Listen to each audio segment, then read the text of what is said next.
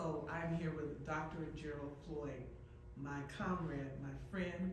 I call him fondly Big Brother, Dr. Coach, because that's who you are to me, sir. I'm grateful that you are a part of the Choose Project, the I Choose You recording. In case people don't know, at the very beginning of the recording, that is your voice telling us the story, starting the story. I absolutely love that. So just if you will, talk to us about choices or just the process of choosing. What that Well, means. first of all, just flatter me more. Sounds good. But I think that I think that choices are very difficult to make. But in reality, it's easy when you have some base to start from. So I think that we have a tendency to overlook some of our gifts.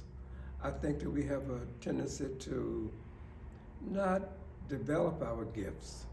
And I think that once these gifts have been identified, and I think that once you can see some of the talent, whether it is learned or born with or God-given, but whatever it is, we all have talent.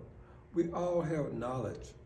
But and many times we don't get a chance to develop it, or we don't have the wherewithal to develop it. And I think that, and I like what you said about me, but I think that you should be saying it to yourself as well, because you have a gift of developing talent. I had no idea that I could do what I'm doing right now. I had no idea that my son could do what he's doing right now, and I owe a lot of that to you, and you know that, and we have discussed this. And I'm so grateful that you all are kind of getting together and putting those two heads and four hands together.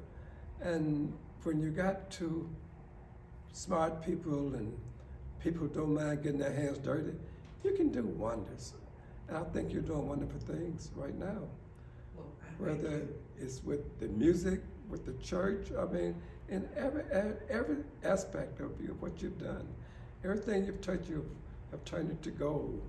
I think he has a little work to do still, but he's a project in the making. And I strongly agree. I strongly agree. And I'm very glad and very honored to be part of it. And I think I've had a little to do with this too, though. But I'm very glad that he's met you. I'm very glad that you all chose each other. Yeah, we did. We chose you. We chose each other. God chose us all to be together. And so I want to talk for a moment about so you talked about choices in general, about life, but I know that your background is rooted and steeped in God, and that is something that your parents taught you. You talk about how your mother it was so important to be a part of church. And so that choice is something that as a child, and I hear several of the guys in the interview say that it was something that as a child they didn't have a choice because it was just told you going to church. But as you get older, you continue. So here we are. You're exactly right.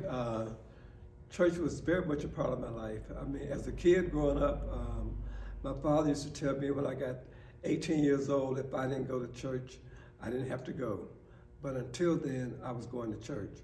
So when I got 18 and got in college, I kind of stayed away for a little while. But then I worked my way back into the church.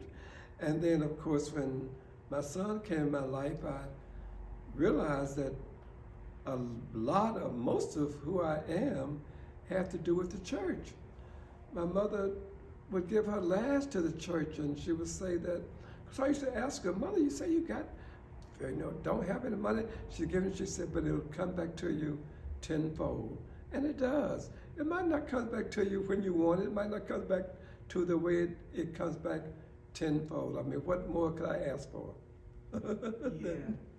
than my kid. I mean, really, I'm very proud. If I leave here tomorrow, I think I got something going, and I hope people continue to do that.